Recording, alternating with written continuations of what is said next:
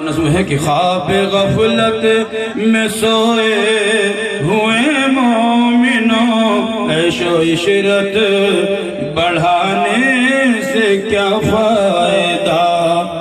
آنکھ کھولو اٹھو یاد رب کو کرو، عمر یوں ہی گوانے سے کیا فائدہ؟ اور سنو نوجوان بچوں، میرے خاص طور سے جوانی حق تعالیٰ کی عظیم ترین نعمت ہے۔ جہاں دولت لگتی ہے وہیں چار چاند لگ جاتے ہیں۔ دنیا پر لگاتا ہے وافر خزانہ جمع کرنے میں کامیاب ہو جاتا ہے نوجوان، اور دین پر لگاتا ہے تو ولایت کا پروانہ ملنے میں اسے کوئی فروغ گزاشت، کوئی دقیقہ باقی نہیں رہتا ہے۔ لیکن افسوس کہ ہمارے بچوں کی یہ عظیم ترین نعمت، یہ دولت گلی کوچوں میں موبائلوں میں زیادہ ضائع ہوتی ہے۔ میرا شعر ملازہ فرمائے، اپنے رب کو جوانی میں بھولا ہے تو، اور طاقت کے بوتے پہ پھولا ہے تو، جب جوانی ڈھلے گی تو پچھتائے گا، ایسے رونے رلانے سے کیا فائدہ؟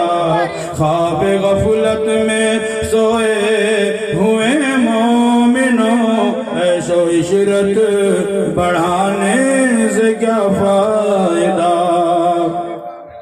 کتنا مشہور قصہ ہے شداد کا، روح جب اس کے تن سے نکالی گئی، روح جب اس کے تن سے نکالی گئی، مرتا مرتا بھی لوگوں سے کہتا گیا، ایسی جنت بنانے سے کیا فائدہ؟ خواب غفلت میں سوئے ہوئے مومنوں، عیش و عشرت بڑھانے سے کیا فائدہ؟ اور مجھے اس پر تازہ تخمین کرنی تھی اصل میں، اس لیے میں نے زحمت دیا آپ کو۔ سنو خاص طور سے، جلوہ فرما یہاں وہ ارشاد ہے، دین کی مجلس ان سے آباد ہے، دین کی مجلس ان سے آباد ہے، گر عقیدت سے ان کی نہ باتیں سنی، پھر تو ان کو بلانے سے کیا فائدہ؟ خواب غفلت میں سوئے ہوئے مومنوں، عیش و عشرت بڑھانے سے کیا فائدہ؟